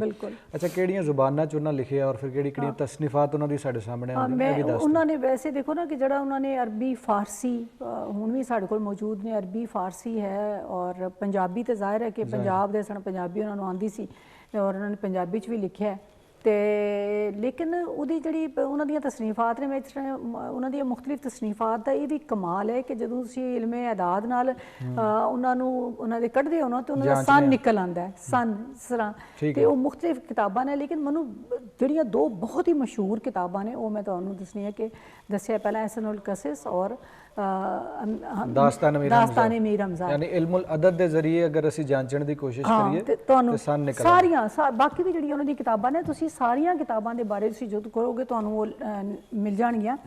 ਤੇ ਇਹਨਾਂ ਦੇ ਮੈਂ ਇੱਕ ਤੁਹਾਨੂੰ ਸ਼ੇਰ ਉਹਨਾਂ ਦਾ ਵੀ ਸੁਣਾਉਣਾ ਚਾਹੁੰਦੀ ਹਾਂ। ਜੀ ਜ਼ਰੂਰ। ਕਿ ਇਸ਼ਕ ਕਰਨ ਦਾ ਕਤਰਾ ਅਜ਼ਲੀ ਤੈ ਮੈਂ ਦੇ ਵਸ ਨਾਹੀ, ਇੱਕ ਨਾ ਲੱਭਦਿਆਂ ਹੱਥ ਨਾ ਆਏ ਸੌਰੀ ਇੱਕ ਨਾ ਲੱਭਦਿਆਂ ਹੱਥ ਨਾ ਆਵੇ ਨਾ ਇਹ ਨਾਮ ਹੈ ਪਹਿਲਾ, ਇੱਕ ਨਾ ਲੱਭਦਿਆਂ ਹੱਥ ਨਾ ਆਵੇ, ਇੱਕ ਨਾ ਦੇ ਵਿੱਚ ਰਾਹੀ, ਔਰ ਇੱਕ ਨਾ ਖਪਦਿਆਂ ਉਮਰ ਗਵਾਈ, ਪੱਲੇ ਪਿਆ ਨਾ ਕਾਈ। ਇੱਕ ਨਾ ਦੇ ਜਦੋਕੀ ਆਈ, ਇੱਕ ਨਾ ਹੋਸ਼ ਜਦੋਕੀ ਆਈ, ਜਦੋਕੀ ਜਦੋਂ ਇੱਕ ਨਾ ਹੋਸ਼ ਜਦੋਕੀ ਆਈ, ਇਹ ਨਿਮਤ ਕਰ ਪਾਈ। ਮਤਲਬ ਉਹ ਕਹਿੰਦੇ ਨੇ ਕਿ ਉਸ ਜਿਵੇਂ ਉਹ ਹੀ ਫਲਸਫਾ ਇੱਕ ਨੁਕਤੇ ਵਿੱਚ ਗੱਲ ਮੁੱਕਦੀ ਹੈ। ਤਾਂ ਉਹਨੇ ਕਿ ਨਿਮਤ ਜਿਹੜੀ ਹੈ ਰੱਬ ਵੱਲੋਂ ਮਿਲੀ ਹੈ, ਔਰ ਇਹਦੇ ਵਿੱਚ ਕੁਝ ਨਹੀਂ ਕਿਹਾ ਸਕਦਾ। ਜਦੋਂ ਨਿਮਤ ਦੀ ਅਸੀਂ ਗੱਲ ਕਰਨੇ ਨਾ, ਨਿਮਤ ਤੇ ਨਿਮਤ ਅਤਾ ਹੁੰਦੀ ਹੈ, ਔਰ ਉਹਦੇ ਵਿੱਚ ਤੁਹਾਡੀ ਆਪਣੀ ਸਟਰਗਲ ਨਹੀਂ ਹੁੰਦੀ। ਤੁਸੀਂ ਸਟਰਗਲ ਤਾਂ ਕਰਦੇ ਹੋ ਜਦੋਂ ਤੁਸੀਂ ਬਹੁਤ ਮਿਹਨਤ ਕਰਕੇ ਕੋਈ ਮੁਕਾਮ ਹਾਸਲ ਕਰਦੇ ਹੋ, ਪੋਜੀਸ਼ਨ ਲੈਂਦੇ ਹੋ। ਇਹ ਉਹ ਲੋਕ ਨੇ ਕਿ ਜਿਨ੍ਹਾਂ ਨੂੰ ਰੱਬ ਨੇ ਅਤਾ ਕੀਤਾ, ਰੱਬ ਨੇ ਚੁਣ ਲਿਆ ਸੀ ਇਸ ਕੰਮ ਲਈ। ਔਰ ਮੈਂ ਸਮਝਦੀ ਹਾਂ ਕਿ ਹਿੰਦੁਸਤਾਨੀ ਪੰਜਾਬ 'ਚ ਅਸੀਂ ਕੋਈ ਸੂਫੀ ਸ਼ਾਇਰ ਦੇਖਦੇ ਹਾਂ ਤੇ ਉਹ ਵੀ ਮੌਲਵੀ ਗੁਲਾਮ ਰਸੂਲ ਆਲਮਪੁਰੀ ਨੇ, ਕਿ ਜਿਨ੍ਹਾਂ ਦਾ ਇਸੇ ਤਰ੍ਹਾਂ ਇਹਨਾਂ ਦੀ ਕਿਤਾਬ ਹੈ ਰੂਹੁਲ ਤਰਤੀਲ। ਹੁਣ ਤੁਸੀਂ ਦੇਖੋ ਕਿ ਇਹ ਮਨਜ਼ੂਮ ਹੈ ਔਰ ਇਹਦੇ 'ਚ ਵੀ ਸਾਰਾ ਲਿਖਿਆ ਹੋਇਆ ਹੈ। ਫਿਰ ਹਜ਼ੂਰ ਪਾਕ ਸੱਲੱਲਾਹੁ ਅਲੈਹਿ ਵਸੱਲਮ ਦਾ ਹੁਲੀਆ ਮੁਬਾਰਕ ਹੈ, ਮਨਜ਼ੂਮ ਹੈ। ਇਸੇ ਤਰ੍ਹਾਂ ਇਹਨਾਂ ਦੀ ਚਿੱਠੀਆਂ ਇੱਕ ਜਿਹੜੀਆਂ ਇਹਨਾਂ ਦੋਸਤਾਂ ਨੂੰ ਲਿਖੀਆਂ ਨੇ, ਉਹ ਇਹਨਾਂ ਦੇ ਪੜਨਵਾਸਾਂ ਨੇ ਕੀਤੀਆਂ ਨੇ, ਉਹਨਾਂ ਨੂੰ ਤਰਤੀਬ ਦਿੱਤੀ। ਉਹਦੇ ਵਿੱਚ ਵੀ ਉਸ ਦੌਰ ਦੀ ਤਾਰੀਖ ਔਰ ਸਾਰੀਆਂ ਚੀਜ਼ਾਂ ਸਾਨੂੰ ਦਿਸਦੀਆਂ ਨੇ। ਤੇ ਮੈਂ ਜ਼ਾਤੀ ਤੌਰ ਤੇ ਜਦੋਂ ਇਹਨਾਂ ਦੀ ਦਾਸਤਾਨ ਨੇ ਮੀਰ ਹਮਜ਼ਾ, ਤੁਸੀਂ ਬਹੁਤ ਸਾਰੇ ਸਾਡੇ ਇੱਥੇ ਵੱਡੇ ਸਕਾਲਰਸ ਜਿਹੜੇ ਬੜਾ ਉਹਨਾਂ ਨੂੰ ਪਸੰਦ ਕਰਦੇ ਨੇ, ਔਰ ਸ਼ੌਕਤ ਅਲੀ ਸਾਹਿਬ ਨੇ ਉਹ ਦਾਸਤਾਨ ਨੇ ਮੀਰ ਹਮਜ਼ਾ ਨੂੰ ਗਾਇਆ ਬਹੁਤ ਖੂਬਸੂਰਤ ਤਰੀਕੇ ਨਾਲ, ਔਰ ਮੁਸਤਨਸਰ ਸੈਂਤਾਰਰ ਸਾਹਿਬ ਨੇ ਬੜਾ ਲਿਖਿਆ ਉਹਦੇ ਬਾਰੇ 'ਚ, ਔਰ ਗੱਲ ਵੀ ਕਰਦੇ ਨੇ। ਅਸੀਂ ਕਈ ਵਾਰ ਉਹਨਾਂ ਨੂੰ ਬੁਲਾ ਕੇ ਲੈਕਚਰ ਵੀ ਕਰਾਏ, ਔਰ ਉਹ ਤੁਸੀਂ ਜਦੋਂ ਦੇਖੋਗੇ ਤੇ ਪੜ੍ਹ ਕੇ ਹੈਰਾਨ ਹੋਵੋਗੇ ਖੁਦ ਹੀ ਕਿ ਇੱਕ 15 ਸਾਲ ਦਾ ਬੱਚਾ ਐਡੀ ਵੱਡੀ ਗੱਲ, ਟੈਲੀਵਿਜ਼ਨ ਦੇ ਡਰਾਮੇ ਬਣਦੇ ਰਹੇ ਨੇ ਹੈ ਨਾ, ਹਾਂ, ਕਿ ਇੱਕ 15 ਸਾਲ ਦਾ ਬੱਚਾ ਐਡੀ ਵੱਡੀ ਗੱਲ ਕਰਦਾ ਹੈ। ਔਰ ਇਸੇ ਤਰ੍ਹਾਂ ਉਹਨਾਂ ਦੀ ਜ਼ਾਤ ਨਾਲ ਜਿਹੜੀਆਂ ਹੋਰ ਕਰਾਮਤਾਂ ਨੇ, ਉਹ ਇੱਕ ਵਾਰੀ ਉਹਨਾਂ ਨੇ ਦੇਖਿਆ ਕਿ ਇੱਕ ਪਿੰਡ ਦੇ ਕੋਲ ਇੱਕ ਔਰਤ ਖੜੀ ਹੈ, ਔਰ ਉਹ ਕਿਧਰੋਂ ਜਾ ਰਹੀ ਹੈ ਤੇ ਅੱਗੋਂ ਕਿਸੇ ਪਿੰਡ 'ਚ ਉਹਨੇ ਜਾਣਾ। ਉਹਨੂੰ ਤੁਹਾਨੂੰ ਪਤਾ ਪਿੰਡ ਕੀ ਹੁੰਦਾ, ਨਾਲ ਨਾਲ ਪਿੰਡ ਹੁੰਦੇ ਨੇ, ਤੇ ਉਹ ਭੁੱਲ ਗਈ ਕਿ ਮੈਂ ਕਿਹੜੇ ਪਿੰਡ ਜਾਣਾ। ਤੇ ਉਹਨੇ ਮੌਲਵੀ ਸਾਹਿਬ ਕੋਲ ਪੁੱਛਿਆ ਕਿ ਮੈਨੂੰ ਯਾਦ ਨਹੀਂ ਕਿ ਮੈਂ ਕਿਹੜੇ ਪਿੰਡ ਜਾਣਾ ਤੇ ਮੈਂ ਰਾਹ ਕਿੰਜ ਪੁੱਛਾਂ।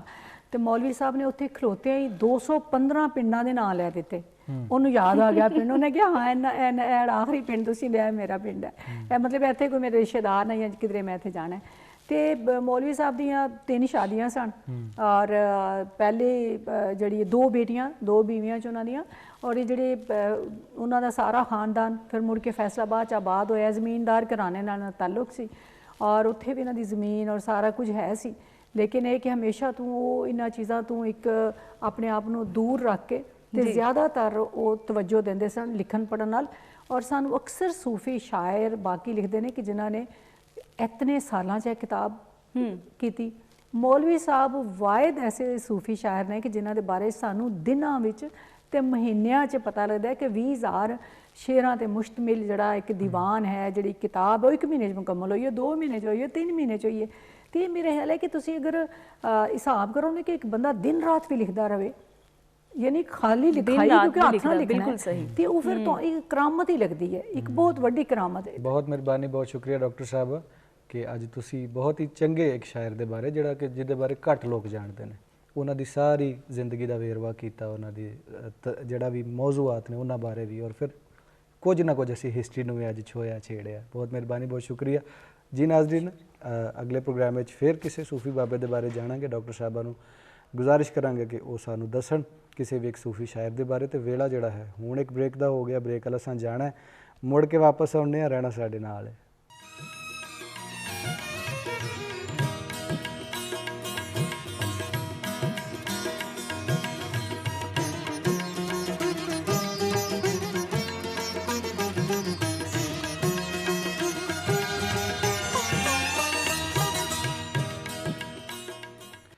ਲਓ ਜੀ, ਇੱਕ ਦਫਾ ਫਿਰ ਮੁੜ ਕੇ ਵਾਪਸ ਆ ਗਿਆ। ਮੇਰਾ ਨਾਮ ਹੈ ਅਲੀ ਉਸਮਾਨ ਬਾਜਵਾ। ਪ੍ਰੋਗਰਾਮ ਦਾ ਨਾਮ ਹੈ ਅੱਜ ਦਾ ਮਹਿਮਾਨ। ਮੇਰੇ ਨਾਲ ਸੋਨੀਆ ਮੌਜੂਦ ਨੇ। ਉਸ ਤੋਂ ਪਹਿਲੇ ਡਾਕਟਰ ਸੁਗਰਾ ਸਦਫ ਸਾਡੇ ਨਾਲ ਮੌਜੂਦ ਸਨ। ਮੌਲਵੀ ਗੁਲਾਮ ਰਸੂਲ ਆਲਮਪੁਰੀ ਬਾਰੇ ਅਸੀਂ ਜਾਣਿਆ। ਇਸ ਵਕਤ ਸਾਡੇ ਨਾਲ ਇੱਕ ਜਿਹੜੇ ਪ੍ਰਾਹੁਣੇ ਮੌਜੂਦ ਨੇ ਇਸ ਵਕਤ ਸਟੂਡੀਓ ਦੇ ਵਿੱਚ। ਲੰਮਾ ਚੌੜਾ ਉਹਨਾਂ ਦਾ ਤਾਰੁਫ ਹੈ, ਮੈਂ ਮੁਖਤਸਰ ਕਰਾਵਾਂਗਾ, ਬਾਕੀ ਗੱਲਾਂ ਉਹਨਾਂ ਕੋਲ ਪੁੱਛਾਂਗੇ। Director department of fisheries, government of Punjab, dean faculty of fisheries and wild life, university of Veterinary and Animal Sciences, Director External Linkages Punjab University, Registrar Punjab University, Professor of Zoology Punjab University, ex-Dean Faculty of Life Sciences University of the Punjab, और current vice chancellor university of Baltistan Gilgit Baltistan professor doctor Naeem Khan साढ़े नाल मौजूद ने। जी आया ਨੂੰ ਕਹਾਂਗੇ ਤੁਹਾਨੂੰ ਆਪਣੇ जी ਪ੍ਰੋਗਰਾਮ बहुत शुक्रिया, बहुत ਸਰ मेहरबानी। ਪ੍ਰੋਗਰਾਮ ਵਿੱਚ ਤੁਹਾਨੂੰ ਜੀ ਆਇਆਂ ਨੂੰ ਕਹਿੰਦੇ ਆ। जी मेरे ਤੇ वास्ते ਤੁਸੀਂ ਇੱਕ बड़ा ਬੜੇ ਹੀ ਖੂਬਸੂਰਤ ਇਲਾਕੇ ਜੰਨਤ ਨਜ਼ੀਰ ਗਿਲਗਿਤ ਬਲਤਿਸਤਾਨ ਨਾਲ ਤਾਲੁਕ ਰੱਖਦੇ ਹੋ। ਮੈਨੂੰ ਤਾਂ ਬਹੁਤ ਪਸੰਦ ਹੈ ਉਹ ਇਲਾਕਾ।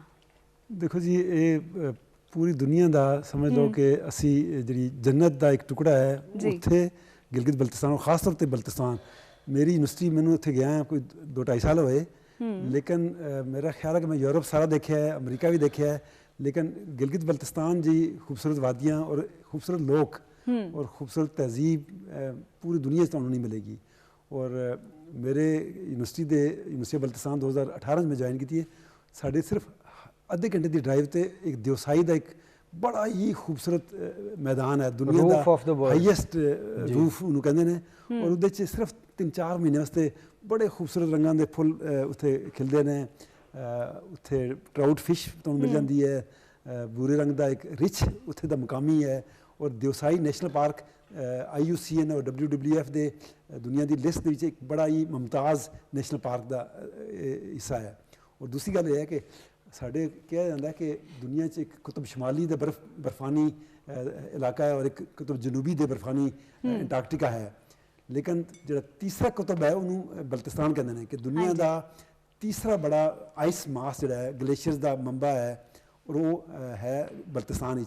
और पंजाब के जो 5 खूबसूरत दरिया ने इन्होंने सारिਆਂ ਦਾ मंबा भी वही ग्लेशियर्स ने गिलगित बल्तिस्तान के। और एक और जी खूबसूरत गल है कि देखो अल्लाह ने सानू किहड़ी नेमतां दित्तियां ने कि दुनिया के जोड़े 8000 मीटर तो बुलंद पहाड़ी इलाके ने या हाईएस्ट माउंटेन्स ने, उन्होंने चों 4 पाकिस्तान ਦੇ ਵਿੱਚ ਹੈ ਨੇ। ਤੁਸੀਂ ਬਲਤਿਸਤਾਨ ਯੂਨੀਵਰਸਿਟੀ ਦੇ ਵਾਈਸ ਚਾਂਸਲਰ ਹੋ, ਤੁਸੀਂ ਕੀ ਸਮਝਦੇ ਹੋ ਕਿ ਬਲਤਿਸਤਾਨ ਯੂਨੀਵਰਸਿਟੀ ਬਾਕੀ ਵੱਡੀਆਂ ਯੂਨੀਵਰਸਿਟੀਆਂ ਦੇ ਮੁਕਾਬਲੇ ਤੇ ਖੜੀ ਹੁੰਦੀ ਹੈ? ਇਹਦੇ ਬਾਰੇ ਵੀ देखो जी, ਦੱਸੋ। एक मैं मिसाल देता हूँ कि अगरचे एक नवी यूनिवर्सिटी है, लेकिन मलेशिया की एक यूनिवर्सिटी सी, उन्होंने सस्टेनेबल यूनिवर्सिटीज़ इंडेक्स एक शाया किया है। मेरी यूनिवर्सिटी 874 नंबर पर आई है। अच्छा। पाकिस्तान की यूनिवर्सिटियां कुछ 500 नंबर पर ही आई हैं। तो मैं समझदा कि एक नवी यूनिवर्सिटी वास्ते असी बहुत बड़ी गल है। सॉफ्टवेयर पाकिस्तान का सब तो बेहतरीन कंप्यूटर साइंस का प्रोग्राम है, बैचलर्स BCS करांदे असी, MIT करांदे हैं। मेरे को टूरिज्म का जो सर्टिफिकेट कोर्सेज ने पूरे पाकिस्तान सब तो बेहतरीन है, क्योंकि वो लैबोरेटरी भी साढ़े को बेहतरीन है। असी इंडस्ट्री वास्ते लाइसेंस की ट्रेनिंग देंदे हैं, होटल मैनेजमेंट की ट्रेनिंग देंदे हैं, टूर गाइड्स ਨੂੰ ਅਸੀਂ ट्रेनिंग ਦਿੰਦੇ ਹਾਂ। ਅੱਛਾ, ਤੁਹਾਡਾ ਜ਼ੂਓਲੋਜੀ ਡਿਪਾਰਟਮੈਂਟ ਹੀ ਗਿਆ ਔਰ ਫਿਸ਼ਰੀ ਡਿਪਾਰਟਮੈਂਟ ਨਾਲ ਤੁਹਾਡਾ ਤਾਲੁਕ ਰਿਹਾ ਔਰ ਕਾਫੀ ਅਰਸਾ ਤੁਸੀਂ ਸਰਵ ਕੀਤਾ। ਪੰਜਾਬ ਦੇ ਵਿੱਚ ਲਾਈਵ ਸਟਾਕ ਦੀ ਵੀ ਗੱਲ ਹੁੰਦੀ ਹੈ, ਸਾਡੇ ਕੋਲ ਜ਼ਰਾਅਤ ਤੇ ਲਾਈਵ ਸਟਾਕ ਹੈ ਔਰ ਥੋੜੀ ਇੰਡਸਟਰੀ ਹੈਗੀ। ਤੁਸੀਂ ਥੋੜਾ ਜਿਹਾ ਦੱਸੋ ਪਿੰਡ ਦੇ ਵਿੱਚ ਅਗਰ ਕੋਈ ਵੇਖ ਰਿਹਾ ਇਸ ਟਾਈਮ ਔਰ ਬਿਲਕੁਲ ਉਹਨੂੰ ਕੁਝ ਨਹੀਂ ਪਤਾ ਕਿ ਫਿਸ਼ਰੀਜ਼ ਕੀ ਹੈ, ਕਿ ਮੱਛਲੀ ਕਿਵੇਂ ਪਾਲੀ ਦੀ ਹੈ, ਕਿਵੇਂ ਉਹਦਾ ਕਿਵੇਂ ਕਾਰੋਬਾਰ ਹੋ ਸਕਦਾ ਹੈ, ਤੇ ਮੱਛੀ ਪਾਲਣ ਦਾ ਤਰੀਕਾ ਜ਼ੀਰੋ ਤੋਂ ਸਟਾਰਟ ਕਰਕੇ ਮੈਂ ਜ਼ਰਾ ਦੱਸਦਾ ਤੁਹਾਨੂੰ ਕਿ ਖਾਸ ਤੌਰ ਤੇ ਜਿਹੜਾ ਨਾ ਹਰ ਪਿੰਡ ਦੇ ਵਿੱਚ ਇੱਕ ਵਿਲੇਜ ਪੌਂਡ ਹੁੰਦਾ ਹੈ। ਉਹ ਪਿੰਡ ਦਾ ਜਿਹੜਾ ਛੱਪੜ ਹੈ ਨਾ, ਉਹਨੂੰ ਕਿਹਾ ਜਾਂਦਾ ਜੀ ਕਿ ਇਹ ਦੁਨੀਆ ਦਾ ਸਭ ਤੋਂ ਜ਼ਰਖੇਜ਼ ਤਲਾਬ ਹੈ। ਵੈਸੇ ਹੁਣ ਥੋੜਾ ਜਿਹਾ ਗੰਦਾ ਹੋ ਗਿਆ ਜੇ ਬੜੇ ਪਿੰਡਾਂ 'ਚ, ਉਸ ਦੇ ਬਾਵਜੂਦ ਉਹਦੇ 'ਚ ਕੋਈ ਮੱਝਾਂ ਆਉਂਦੀਆਂ ਨੇ ਔਰ ਉਹ ਜ਼ਰਖੇਜ਼ੀ ਦੇ ਵਿੱਚ ਉੱਥੇ ਤੁਹਾਨੂੰ ਗ੍ਰੀਨਰੀ ਨਜ਼ਰ ਆਉਂਦੀ ਹੈ। ਉਹਨੂੰ ਕਹਿੰਦੇ ਨੇ ਫਾਈਟੋਪਲੈਂਕਟਨਸ, ਇਹ ਮਛਲੀ ਦੀ ਖੁਰਾਕ ਹੁੰਦੀ ਹੈ। ਅਸੀਂ ਵੀ ਇਹੀ ਚਾਹੁੰਦੇ ਹਾਂ ਕਿ ਹਰ ਜ਼ਿਲ੍ਹੇ ਦੇ ਵਿੱਚ ਤੁਹਾਨੂੰ ਅਸਿਸਟੈਂਟ ਡਾਇਰੈਕਟਰ ਫਿਸ਼ਰੀਜ਼ ਦਾ ਦਫ਼ਤਰ ਮਿਲ ਜਾਏਗਾ। ਹਰ ਜ਼ਿਲ੍ਹੇ ਦੇ ਵਿੱਚ ਇੱਕ ਨਰਸਰੀ ਯੂਨਿਟ ਵੀ ਹੈ ਤੇ ਹੈਚਰੀ ਵੀ ਹੈ, ਜਿੱਥੇ ਤੁਹਾਨੂੰ ਮਛਲੀ ਦੇ ਪੂੰਗ ਮਿਲਦੇ ਨੇ, ਉਹਨੂੰ ਬੱਚਾ ਮਛਲੀ ਕਹਿੰਦੇ ਨੇ। ਇਹ ਤੁਹਾਨੂੰ ਸਬਸਿਡਾਈਜ਼ ਰੇਟ 'ਤੇ ਮਿਲਦਾ ਹੈ, ਸਸਤਾ, ਤਕਰੀਬਨ 1 ਰੁਪਏ ਦੀ ਇੱਕ ਮਛਲੀ ਤੁਹਾਨੂੰ ਮਿਲੇਗੀ। ਅੱਛਾ, ਉਹ ਮੈਂ ਤੁਹਾਨੂੰ ਦੱਸਿਆ ਕਿ ਜਿਸ ਬੰਦੇ ਕੋਲ ਟਿਊਬਵੈਲ ਹੈ ਉਹ ਆਪਣੇ ਟਿਊਬਵੈਲ ਦੇ ਕੋਲ ਐਸਾ ਜ਼ਮੀਨ ਦਾ ਟੁਕੜਾ ਸਿਲੈਕਟ ਕਰ ਰਿਹਾ ਜਿਹੜਾ ਕ੍ਰਾਪਸ ਵਾਸਤੇ ਸਹੀ ਨਹੀਂ ਹੈ, ਚਾਹੇ ਉਹ ਸੇਮ ਥੋਰ ਉੱਥੇ ਹੈ ਜਾਂ ਕੋਈ ਕਲਰ ਹੈ ਜਾਂ ਜਿਸ ਤਰ੍ਹਾਂ ਦਾ ਵੀ, ਜਾਂ ਕੋਈ ਉੱਥੇ ਅਨੀਵਨ ਹੈ, ਉੱਥੇ ਤੁਸੀਂ ਖੁਦਾਈ ਕਰਕੇ ਤੇ ਮੈਂ ਤੁਹਾਨੂੰ ਦੱਸਿਆ ਕਿ 1 ਏਕੜ ਦਾ ਤਕਰੀਬਨ ਇੱਕ ਤਲਾਬ ਤੁਸੀਂ ਬਣਾ ਸਕਦੇ ਹੋ। 1 ਏਕੜ ਦੇ ਸਾਈਜ਼ ਦੇ ਤੁਸੀਂ 10 ਬਣਾ ਲਓ, ਕਦੇ 10 ਏਕੜ ਬਣਾਉਣਾ ਚਾਹੁੰਦੇ ਹੋ। ਔਰ ਪੰਜਾਬ ਵਿੱਚ ਇਸ ਵੇਲੇ ਤਕਰੀਬਨ 9000 ਫਿਸ਼ ਫਾਰਮਰਸ ਹੈ ਨੇ। ਠੀਕ ਹੈ। ਅੱਛਾ, ਜਿਨ੍ਹਾਂ ਦੇ ਕੋਲ ਛੋਟੇ 2-2 3-3 ਏਕੜ ਦਾ ਵੀ ਤਲਾਬ ਹੈ, ਤੇ ਬਾਅਦ ਦੇ ਕੋਲ 500 ਏਕੜ ਤੇ ਉੱਤੇ ਵੀ ਹੈ। ਖਾਸ ਤੌਰ 'ਤੇ ਮੁਜ਼ੱਫਰਗੜ੍ਹ, ਸ਼ੇਖੂਪੁਰਾ, ਅਲੀਪੁਰ ਚੱਠਾ ਔਰ ਗੁਜਰਾਂਵਾਲਾ ਦੇ ਤਹਿਸੀਲਾਂ 'ਚ ਇਹ ਬਿਹਤਰੀਨ ਫਿਸ਼ ਫਾਰਮਿੰਗ ਹੋ ਰਹੀ ਹੈ। ਔਰ ਮੈਂ ਤੁਹਾਨੂੰ ਦੱਸਿਆ ਕਿ ਤਕਰੀਬਨ ਇਸ ਸਾਲ ਦੇ ਵਿੱਚ ਗੰਦਮ ਵਿੱਚ ਤੁਹਾਨੂੰ ਕਦੇ 20,000 ਰੁਪਇਆ ਸਾਲਾਨਾ ਇਨਕਮ ਆਉਂਦੀ ਹੈ ਨਾ 1 ਏਕੜ ਤੋਂ, ਤੇ ਮਛਲੀ ਤੋਂ ਤੁਹਾਨੂੰ 80-90 ਹਜ਼ਾਰ ਰੁਪਇਆ ਸਾਲਾਨਾ ਇਨਕਮ ਆਏਗੀ। ਇਸ ਵਜ੍ਹਾ ਤੋਂ ਤੁਹਾਨੂੰ ਇੱਕ ਦਫਾ ਦੀ ਖੁਦਾਈ ਦਾ ਖਰਚਾ ਆਏਗਾ, ਬੁਲਡੋਜ਼ਰ ਦੇ ਨਾਲ ਜਾਂ ਟਰੈਕਟਰ ਦੇ ਨਾਲ ਤੁਸੀਂ ਉਹਨੂੰ ਖੁਦ ਕਰ ਲਓਗੇ ਔਰ ਉਸ ਤੋਂ ਬਾਅਦ ਤੁਸੀਂ ਉੱਤੇ ਪਰਾਲੀ ਸੁੱਟਦੇ ਹੋ, ਚਾਵਲ ਸੁੱਟਦੇ ਜਿਹੜੇ ਹੈ ਨੇ ਫੱਕ ਸੁੱਟਦੇ ਹੋ, ਭੂਸਾ ਵਗੈਰਾ। ਜਿਹੜਾ ਭੂਸਾ ਸੁੱਟਦੇ ਹੋ ਔਰ ਗੋਬਰ ਸੁੱਟ ਕੇ ਤੇ ਉਹਦੇ 'ਚ ਪਾਣੀ ਖੜਾ ਕਰਦੇ ਹੋ। 2 ਹਫ਼ਤੇ ਦੇ ਵਿੱਚ ਉਹਦੇ 'ਚ ਖੁਦ ਕੁਦਰਤੀ ਖੁਰਦਬੀਨੀ ਖੁਰਾਕ ਪੈਦਾ ਹੋ ਜਾਂਦੀ ਹੈ ਔਰ ਉਹਦੇ 'ਚ ਮਛਲੀ ਦੇ ਬੱਚੇ ਛੱਡ ਦਿਓਗੇ। ਫਿਰ ਪਾਣੀ ਦਾ ਤੁਸੀਂ ਲੈਵਲ ਜਦੋਂ 5-1 ਫੁੱਟ ਰੱਖੋ, ਸਵੇਰ ਸ਼ਾਮ ਕਿਸੇ ਵੇਲੇ ਪਾਣੀ ਅੱਧਾ 1 ਘੰਟੇ ਵਾਸਤੇ ਚਲਾ ਲਓ ਤਾਂ ਕਿ ਤਾਜ਼ਾ ਪਾਣੀ ਆ ਜਾਏ ਔਰ ਬਾਅਦ ਦਾ ਜਦੋਂ ਮਛਲੀ ਸਵੇਰ ਮੂੰਹ ਆ ਕੇ ਖੋਲ੍ਹਦੀ ਹੈ ਉਹਨੂੰ ਤਾਜ਼ਾ ਪਾਣੀ ਦੀ ਆਕਸੀਜਨ ਦੀ ਜ਼ਰੂਰਤ ਹੁੰਦੀ ਹੈ। ਤੇ ਮੇਰਾ ਨਹੀਂ ਖਿਆਲ ਕਿ ਇਹ ਕੋਈ ਐਸਾ ਔਰ ਖਾਸ ਤੌਰ ਤੇ ਜਿਹੜੀ ਮੱਝਾਂ ਗਾਵਾਂ ਦੇ ਨਹਾਉਣ ਵਾਸਤੇ ਵੀ ਉਹ ਜਗ੍ਹਾ ਤੁਹਾਨੂੰ ਮਿਲ ਜਾਂਦੀ ਹੈ। ਤੁਹਾਡੇ ਕੋਲ ਕਦੇ ਪੋਲਟਰੀ ਹੈ, ਬਾਜ਼ ਲੋਕਾਂ ਨੇ ਇਹ ਕੀਤਾ ਕਿ ਉਹਦੇ ਨਾਲ ਪੋਲਟਰੀ ਦਾ ਸ਼ੈੱਡ ਵੀ ਬਣਾ ਲਿਆ ਕਿ ਪੋਲਟਰੀ ਦੇ ਸ਼ੈੱਡ ਦੇ ਵਿੱਚ ਸਾਰੀ ਜਿਹੜੀ ਧੋਣ ਵੇਸਟੇਜ ਪਾਣੀ ਦੀ ਆ ਜਾਂਦੀ ਹੈ। ਤੇ ਇੱਕ ਲਿਹਾਜ਼ ਨਾਲ ਬਗੈਰ ਇਨਪੁਟ ਤੁਹਾਡਾ ਜ਼ੀਰੋ ਹੈ ਕਿ ਤੁਹਾਡੀ ਖੁਰਾਕ ਦੀ ਜਿਹੜੀ ਕਾਸਟ ਹੈ ਉਹ ਮਿਨੀਮਮ ਹੈ, ਲੇਕਿਨ ਜਿਹੜੀ ਪ੍ਰੋਡਕਟ ਹੈ ਕਿ ਤੁਹਾਨੂੰ ਤਕਰੀਬਨ 400 ਰੁਪਏ ਕਿਲੋ ਦੀ ਫਿਸ਼ ਅੱਜ ਕੱਲ੍ਹ ਵਿਕਦੀ ਹੈ, ਤਾਜ਼ੀ ਜਿਹੜੀ ਹੁੰਦੀ ਹੈ।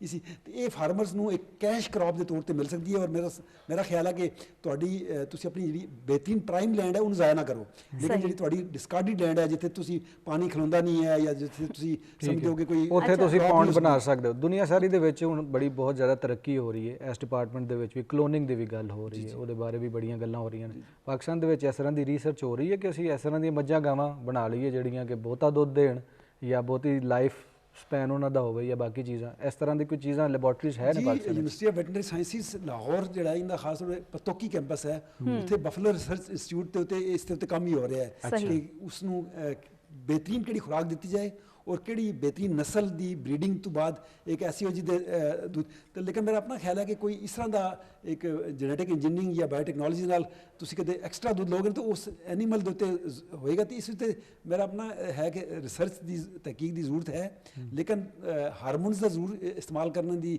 ਗੁੰਜਾਇਸ਼ ਨਹੀਂ ਹੈ।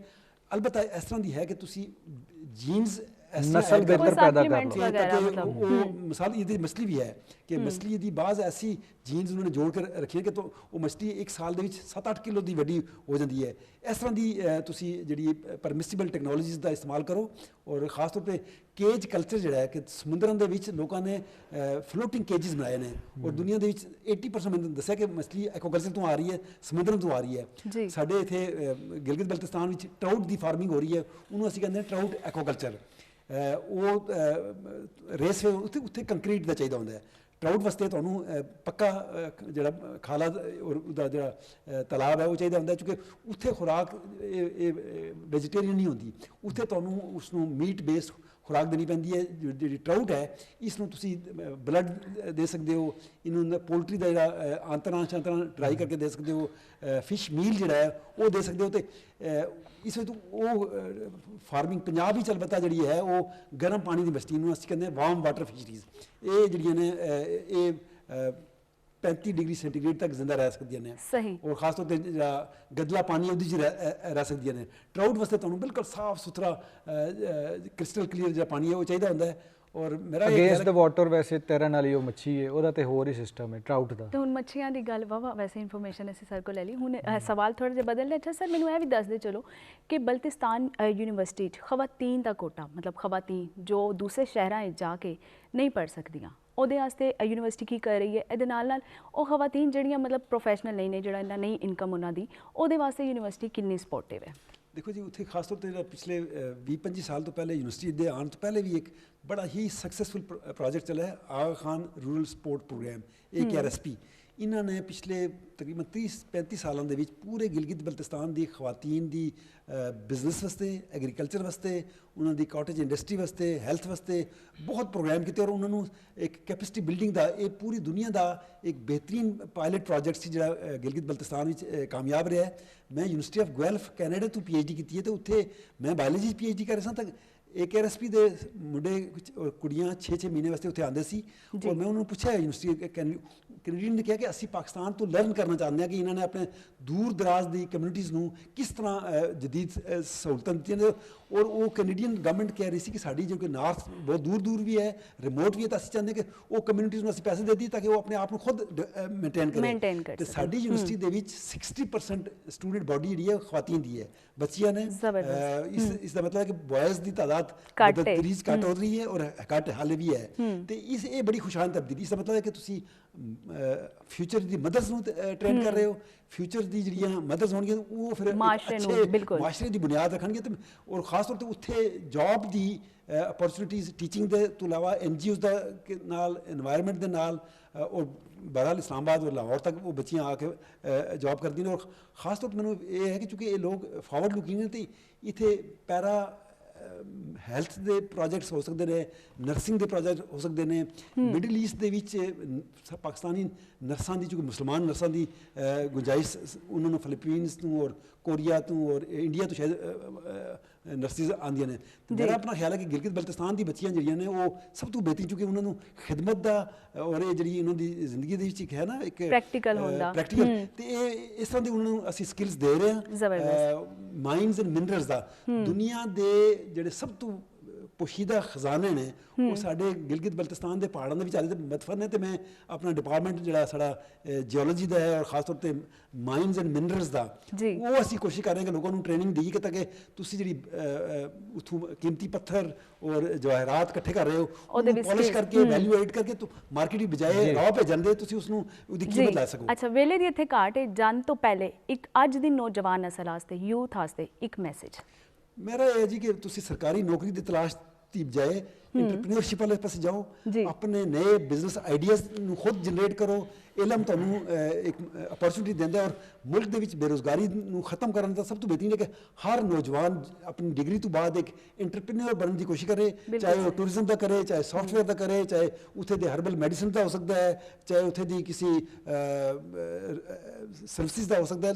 लेकिन मेरा अपना ख्याल है कि चूँकि फ्यूचर जो है वो अमरीका दे सिलिकॉन वैली तो लैके कि नौजवान यूनिवर्सिटी पैदा होने तो बाद वो अपनी कंपनीज लॉन्च करते हैं तो साढ़े लोग ग्रेड 17 की नौकरी दी अपने आप को महराज समझते हैं। वो मेरा ख्याल है कि लीस्ट आला टारगेट होना चाहिए। Thank you so much doctor साहब जी। नाज़रीन, इंटरप्रेन्योरशिप की होंदी है इस बारे में तुसी जानिया और जे नहीं जान सके तो इंटरनेट पर जाके जरूर वेखना। इस सोहनी सुनक्खी गल दे नाल प्रोग्राम का वेला जोड़ा है मुक गया। जान तो पहला हमेशा की तरह कहांगा कि लैओ यार हवाले रब दे, मिले 4 दिनां दे। उस दिन ईद मुबारक हो सी जिस दिन फिर मिलांगे, रब राखा।